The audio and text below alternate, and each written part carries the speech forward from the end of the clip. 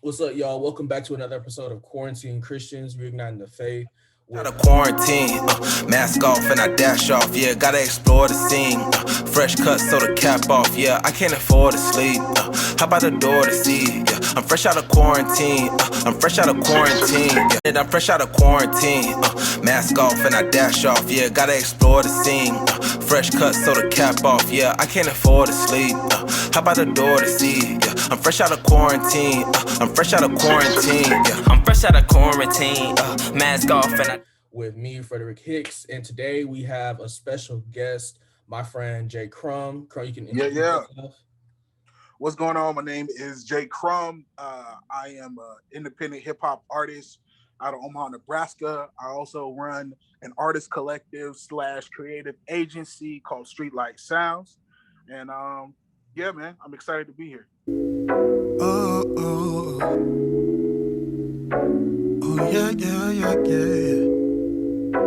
No, we don't need your accolades. Hopping over barricades. Bonus, we are not afraid. We know we gon' elevate. Crum is also known as the godfather of CHH. She forgot to mention it, but just know a lot of people are his sons. Watching my digits, I'm getting my funds. Watching my figure, I'm losing a ton. Still in my style, you students, my sons. Boy, I got the whole game under my thumb. Nah, but I continued the series. A couple bumps in the road this month. It's been a rough month for a lot of people in Texas. If you don't know, that's where I'm stationed. Yeah. Definitely not in the military. That's where I'm located. So basically, if you don't know, Quarantine Christians is a series where I sit down with people in the Christian hip hop industry, talking about the unexpected quarantine that was almost a year ago now, which is crazy. Yeah. And I just talked to them about what it did and what it meant for them. This is gonna be a kind of conversation type deal with a couple questions. So first off, Crum, like, how you doing? How you been, bro? I am okay. It's been I've probably that's probably the best I could say is I'm okay. It's been a weird roller coaster of a ride so far. A lot of highs, but a lot of lows. And so yeah, man. But like I'm here. I'm blessed. Praise God. And I'm optimistic about the future. So yeah, it's weird because we've gotten so used to talking about COVID and quarantine. Like, bro, this is the most unprecedented thing that people have ever had to deal with. Like, I don't think the last time something like this has happened, like everybody from that generation passed away. No one's used to this. So okay, so a background of like how I found Crum. So like summer 2020, I was working and stuff, and I stumbled upon Crum's music through listening to Chav. I think he came up in the recommended or something like that. And it was like, I think the first song I heard was like Napalm. And if you haven't heard it, okay, listen to it. It goes absolutely crazy. Don't try to dilute me. 100 proof, got the juice you see. But the proof you shoot, you couldn't get through. No, you couldn't bruise the beast. Why your whole flex only stop tasting my blessings? I'm headed directions that you couldn't see. Kinda fell low, but I'm back on my feet. Try to take my phone, but I'm back in my seat. No, I'm not bragging, I'm backing it up. Rocking, I'm hissing, I'm stuck. Who is this dude? And essentially, I found out who he was. I joined his community.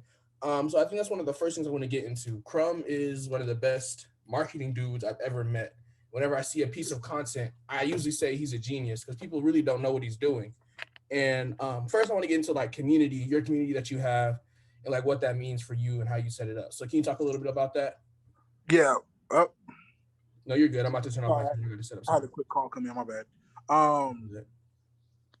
So you said about my community, like what does it mean to me? I love it, man. I love real conversations, right? So I'm an introvert, right? And so a lot of people think like because you're an introvert, it means that you don't like conversation, like you don't like talking to people. And it's like, no, like I like people, I like talking with people. I just don't like small talk, right? I don't like, I don't like surface level stuff. Like it's difficult for me to do that, right? So if you come to me with any type of cliche stuff, it's, whatever. But I love like deep conversations.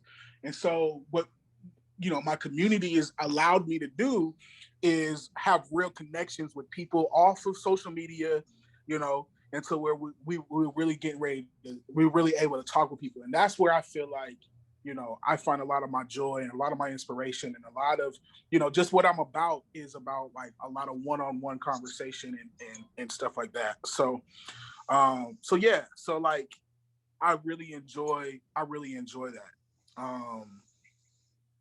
So I wanted to have something that exists outside of social media, to where I can communicate with people. You know, so yeah. Hold on. Can you hear me? You can hear me?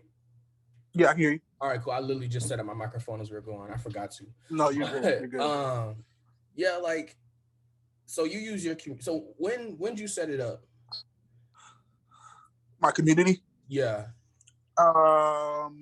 In the summer. I set it up like right before I got COVID, actually. Really? Yeah. So before that, I was using Superphone, but I had made the adjustment in July. Okay, cool. Because yeah, that's whenever I got on it. Yeah.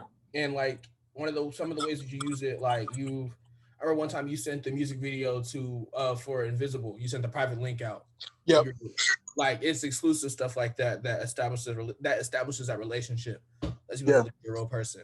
So I think another thing I want to get into your advertising skill and your ability to market your content. Is that something you picked up in the last year or so, or you've been studying?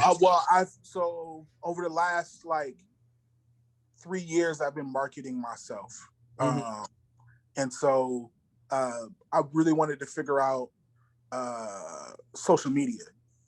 You know what I mean? So yeah, I wanted to figure out social media, and like I don't know, man.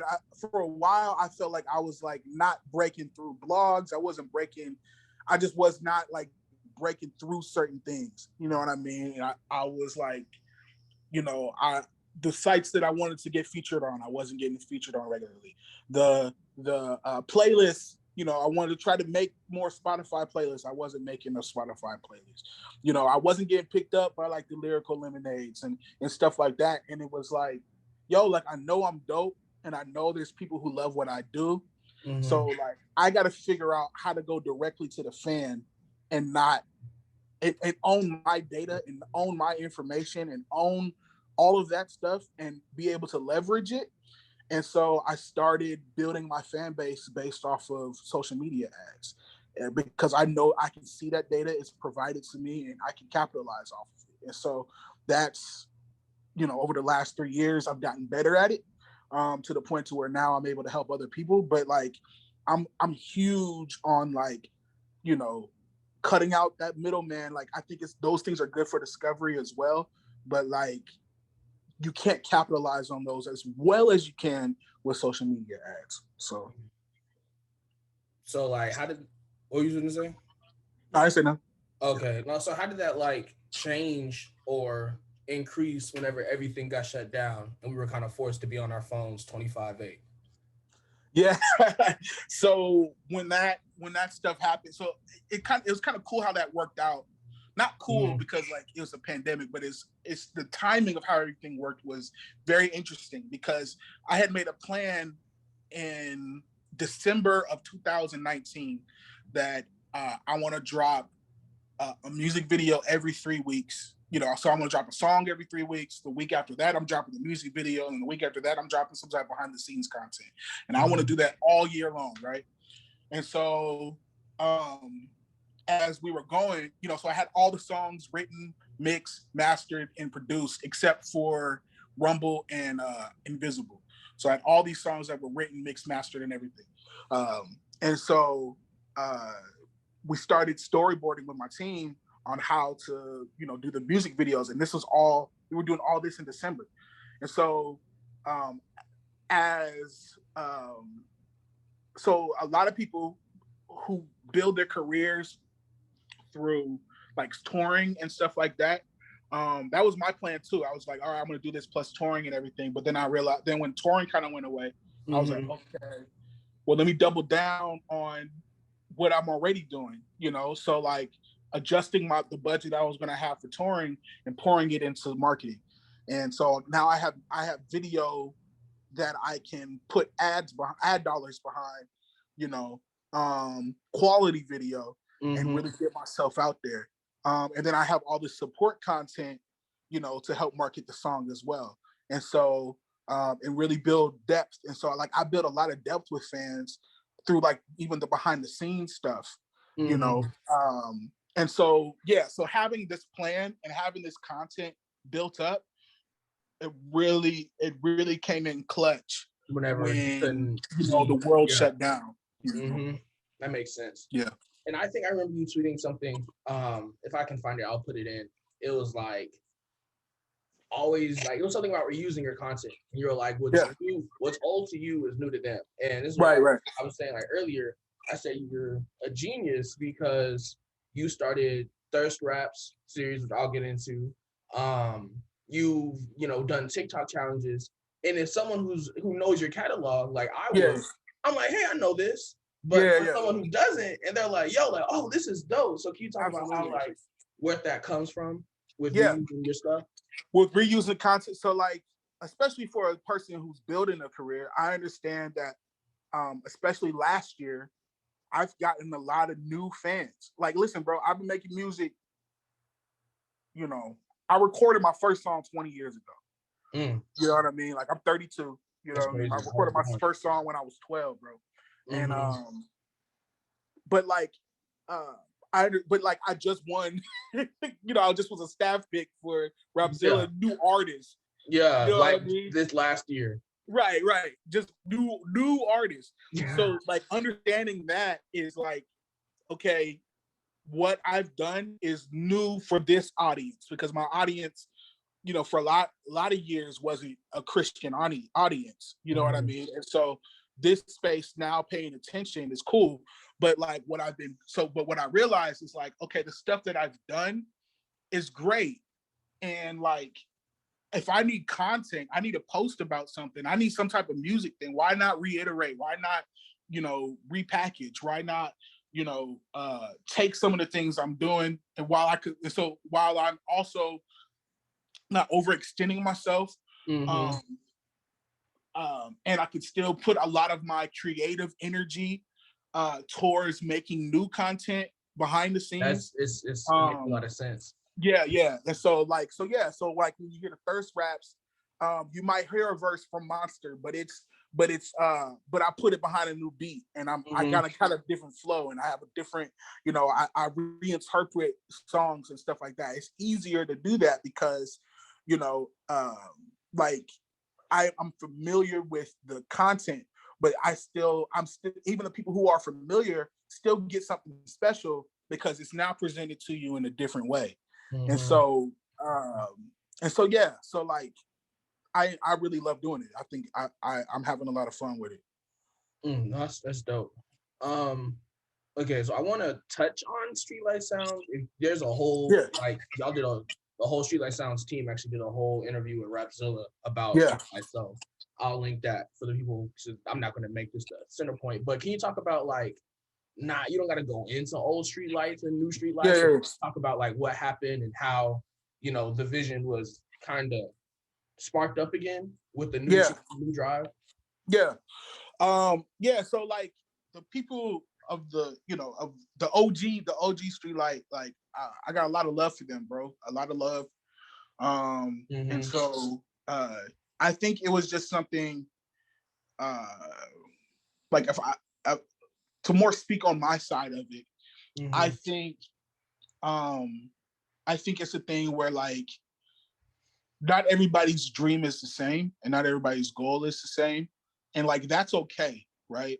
And so I think for me, it was a thing of like, okay, not everybody is as passionate about this in particular. And like learning to be okay with that and being like, okay, well, I'd rather let you guys do what it is y'all are doing. What you want to do. And whether that's, you know, you want to do music or whatever, that's fine. But I think one of the things was like me trying, you know me, I'm like, I'm super like, super gung ho. You know what I mean? Like I'm like, if you're gonna do something, you're gonna do something. Yeah, I'm gonna do it. I'm putting my all into it. I'm putting my time, my resources, my platform. Like I'm doing everything I can to try to make it go. And like if everybody doesn't have that attitude, right? And sometimes passions are split, right? But if everybody doesn't have that attitude, what happens often is whoever is pushing the least, it kind of brings the group. It kind of holds the group back in that sense, and that's kind of what happened with the OG group.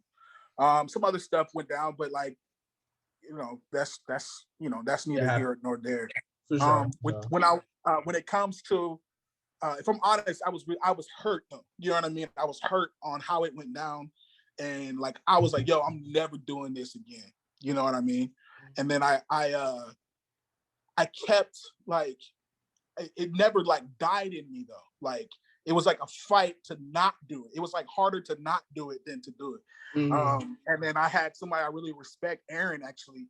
Aaron Knight was like, she's like, you should really start an artist collective. Like you should really do that. Like I think if you did that, it would go off. And I was like, no, like, I don't want to do that. Not again. And it kept coming up. It kept coming up. And I was like, man. And I prayed about it, and I really felt led to do it, but to do it in a way that where I'm very cautious and prayerful of who I have be a part of it. And so I when I went into it, I had 3 things that were priorities for me for the people that I wanted to be a part of it. First thing is that you had to have character. Like character is most important, because you can teach talent, you know what I mean? But like you cannot teach character. Like, and if you can, it just takes more time, and I don't have that time to change someone's character. You know what I mean? Like I'm not your pastor, so like that's not the process I'm going through. That's not what you're trying to do. Right? And then 2, and then 2, you have to be hungry, right? So character, and you got to be hungry, because if you gotta have that drive, because if you don't have that drive, like you're gonna hold the group back, and that cannot happen. That cannot happen. And then 3rd, then it was talent. So it was character, hunger, and then talent. And so for the people that I brought on, that's what I looked at first. So So yeah, and you can read the interview, and I talk a little bit about that. But each person that I wanted to be a part of it had those things. So yeah. For those, so I guess not really background. One of the current members of the new Streetlight Sounds collective is Thomas Iannucci, who was a guest on the show, and we also had Aaron Knight and Brandon Boone as guests on the show. So. Oh yeah, fire. Yeah, they've helped my career a lot. Aaron and Brandon. Yeah, they help bring a lot of clarity to a lot of stuff you guys are saying now. So okay, so what do I want to get into? Okay, so me and Crum have had a couple conversations on the side about like regular stuff, and one of the things were racial injustice. And actually one of the Crum songs, Rumble, I really messed with, and he did a whole like behind the scenes, getting into the content again, behind the scenes, like kind of video documentary type thing about the making of Rumble and what it meant to him. So can you just get into that as we get into that kind of conversation real quick? Yeah, absolutely. What about it you want to get into? You can say the background necessarily of the song, why you decided to make it. Yeah. So with Rumble, man, this year, that year 2020 was crazy. So it was, but we were coming off the heels of you had Breonna Taylor, you had Ahmaud Arbery, and then you had George Floyd. And then locally, we had there's a kid here named James Scurlock who was killed the day after the things with George Floyd went down by a white business owner. He was killed in the street, and no charges were brought against him. And so I'm in this space of like just anger and I'm in this space of hurt, and I'm in this space of disappointment. I'm in this space of being frustrated by even my white counterparts and the silence that they have, right? I'm being frustrated, and there was times where I was afraid to leave my house. There was times where I you had there was enough people who were calling me, right? They were calling me, and they were like asking me, how. Sorry. No, you're good. People asking me like, yo, how should we respond, and how should we do this, or trying to get me to talk to them about what it means to be black, stuff like that. And I was so tired of fighting, bro. Like, I was so tired of fighting. I was so tired of educating. I was so tired of, like, I did not want to fight anymore. Mm-hmm. But I knew that the fight was worth it, right?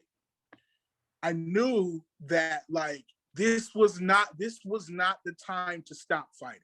Mm-hmm. That all the eyes that are on this, all of the distractions that have been removed in this moment, this is not the time to let off from fighting. And I wanted my fellow Black family to know that this is not the time to stop fighting. So when I'm saying rumble, rumble, young man, rumble, like, yo, please, please, please don't give up. Like, this is not the time to give up. We in this moment, we gotta rise to the occasion and really, really show what we're made of. And so, yeah. No, yeah, last, bro, it's almost a year, fool. Like, it's about to be. Yeah. Breonna Taylor, Ahmaud Arbery passed a year ago this week. Like, yeah.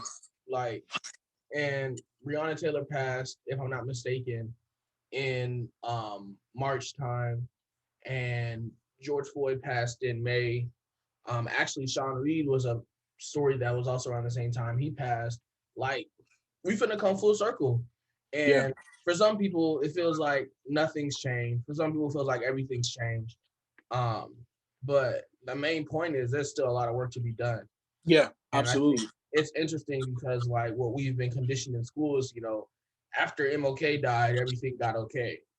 And then you look at history and stuff, you're like, wait a minute, like, that's not what happened. Like, we're still very much back where we were whenever everything had, went down. So I appreciate that. What I also wanted to get into is you in the song, one of your lyrics was "Rest in peace to Elijah Al-Amin." For those who don't know, you understand what I mean. There's another lyric, but you say y'all get caught up in the memes, and that was talk about that real quick. Yeah, so rest in peace to Elijah Al-Amin. For those unaware, you confirming what I mean. Fascinated by the scene, styrofoam filled up with lean, but when a Black kid loses life, you're more caught up with the memes. For sure. And rest in peace to Elijah Al-Amin. For those unaware, you confirming what I mean. Fascinated by the scene, styrofoam filled up with lean, but when a Black kid loses life, you're more caught up with the memes. People with my skin die for this. It's a whole thing of people so caught up with people not in our culture, so caught up with the cool aspects of our culture, the rap, the music, the fashion, the way we talk, the way we walk, the flashiness, all that type of stuff. Like, you see it, you want to be a part of it, you even take it and you appropriate it and you bring it and you try to make it your own. But then when those same Black people that you've tried to take things from and appropriate and try to make your own, when one of them are killed, when there's things that are affecting us, and you've been able to profit off of the cool things that our culture has provided, that's a problem to me. You're more caught. When I say you're more caught up with the memes, that you just continued on being goofy online. You just continued on being funny. You just continued on with your appropriation, you just continued on dropping music. You just continued. You said nothing. You did nothing. You were silent. You were quiet. You were more caught up with being in your comfortable bubble, while continuing to profit and take from the things in our culture that you like. And disregarded the pain, the suffering, everything we've done to build this. You disregarded all of that. And so, yeah, I had a problem with that, you know, which is why I continued on and said, yo, like, people with my skin died for this, had their lives threatened by the FBI for this. Call us thugs and animals for them lines you miss. You blind with the bifocals, still can't find the dish. It's right here. You want my culture, but don't want my fears. Like, you don't, like you want these pieces, but like, you don't care about how we feel and what we've gone through and what we're currently going through, you know? So, yeah. Yeah. I mean, you summarized it. I always say this, I don't like getting too deep in these conversations because I'm trying to not be as angry as I was last year. Trying to be a little bit better. Like, here's the thing too, like,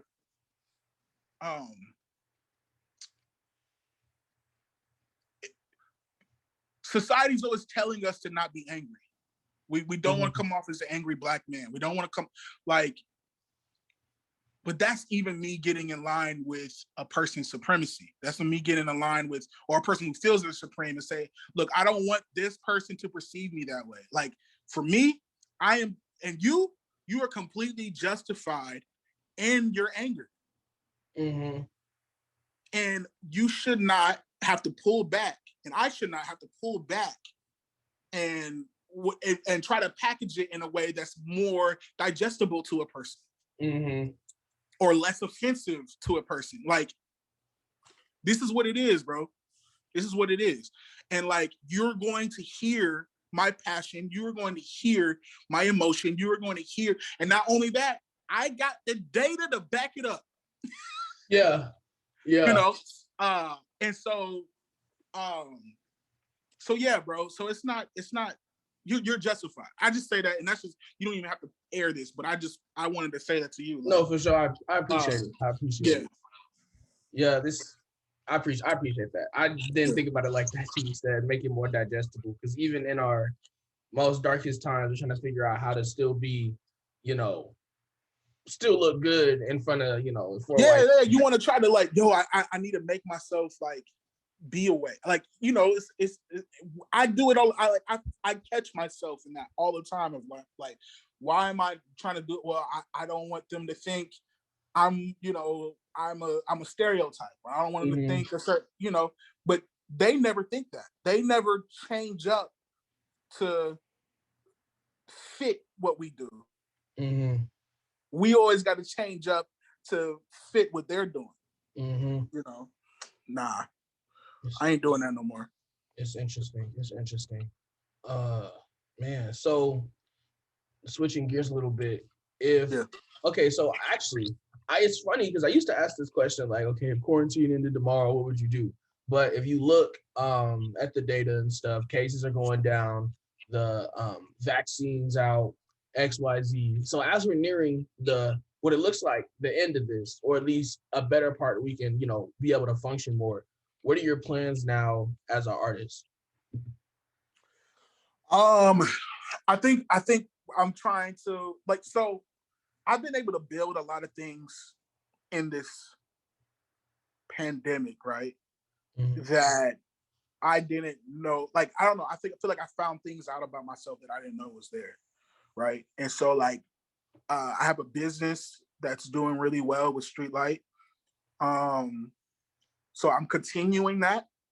If there's anything I'm going to add to it as things open up, it's probably doing shows and figuring out a way to tour. But my thing too is I need to be able to do it, because listen, like, people are like, oh, well, you get your vaccine, you can tour, you can do all that. I understand that, but like, there's a thing of like bringing people together to gather. I don't want to be the reason people get together and gather and they get something. You know what I mean? Yeah, literally. Right. Because it's still not safe. You know what I mean? And I don't know when that's going to happen. So, like, figuring out a way to do that safely and trying to get creative, because I'm very, very like passionate about making sure people are safe. I think people are a little too quick right now to jump to things being normal. Right back to where we was in the first place. Right. And this isn't a shot at anybody, but anybody touring right now, like, I don't think you care about people. Mm-hmm. Like, I think that's how I feel. Yeah, like I feel like you touring right now is selfish. Like, you want to look like something, and we could try to over spiritualize it in any way. People need to hear Jesus, and like, I understand, like, we could try to make it anything, but really what it is like you trying to. There's a part of that is like, yo, I'm trying to get back to, what I'm comfortable with, and understand that, like, nah, man, we got to figure some other things out, because I don't know, if people are gathering in big areas and big spaces, like, you're putting people at risk, honestly. And I think we got to think about that. I understand, okay, we're wearing a mask and we're 6, but I've seen them videos, like, they take the mask off. Yeah, their masks are off. They're jumping around. They're not 6 feet apart. You know what I mean? So, like, come on, man. Like, that's an issue. I completely get that, because so I'm vaccinated. Before I got my vaccine, I'm taking a shot today. Yeah. For sure. No, I know. I was trying to act like I didn't know for the interview. But I guess okay, cool. But so I'm vaccinated, and before I got the vaccine, I was high risk. No, I'm not doing nothing. And even now, after, I'm not trying to necessarily go back to the latest function and stuff. If I see people in big areas, I'm like, bro, it's COVID. Like, y'all tripping. And a couple weeks ago, I got into an artist EMs. I commented on something he was doing. He had like a big show, and I was like, bro, like, there's guidelines over there. What are you doing? This is the law of the land that y'all love telling us to follow so much. Like, this is the law of the land. Why are you gathering like that? And he was like, well, they need to hear Jesus, and they need to X, Y, and Z. And bro, honestly, bro, at this point, bro, you're just scared. And that's I don't get that. We were like, at this point, you're just living in fear. Like, no, I'm not, bro. Like, people. Yeah, no, you're loving people. That's the thing. Like, you're loving people. There are ways, like, and that's the thing. Like, American Christianity has gotten so far away from, like, even what like the original intention of the church. Mm-hmm. You know what I mean? We've gotten so far away from that. Like, so, like, there's ways that we can do this to where we still function as the church is supposed to, and people also are safe. And if people can't figure that out, you know what I mean? Like, this is more about your comfortability than and you over spiritualize it by saying, oh, we're acting in fear. It's not acting in fear. We're loving people. Mm-hmm. We're loving people. And so you can still get the gospel out. It's just maybe not in the big numbers. Maybe that means that you're meeting with somebody one-on-one. Mm-hmm. Is that impact any greater than you doing it with 100 people at a time? Mm-hmm. I don't know. I mean, the Bible do say whenever 2 or more are gathered, it's right off with 2, not 200. So right. The idea that in order to preach Jesus, you have to have a full concert. Right. No, it could be you and 2 other people. Y'all can sit in a room 6 feet apart. That's church. Mm-hmm. And people don't understand it. Like, that right there is church. Mm-hmm. Yeah. I mean, there's no other way. I mean, there's not much to really say about it. It's just right. We branded it in America that, oh, that's just a small group, or that's just no, that is church. Mm-hmm. That's power. That's just crazy. Yeah. Because there's break off groups or whatever they call it and stuff, where it's like a smaller. Yeah. Like, no, that's church. That's a church right there. Church. Yeah. No, but this has been a great conversation. Yeah. It's always good talking to Crum, talking to him a lot. In his phone, his name is Father Crum. You'd know if you had more conversations with him. He got good advice. He be getting on me about stuff, but we're not gonna get into it right now. But you gotta love yourself, man. yeah, Crum's a great dude. He rolls with some good people. Got some future moves. I'll make sure to link his socials and XYZs. I always do on every video. And yeah, thank you for tuning in. Y'all have a good one. Yeah. This will also be in podcast form in most likely 2 weeks from now. So if you're not able to catch the video, if you're listening to the podcast right now, appreciate it. But yeah. All right.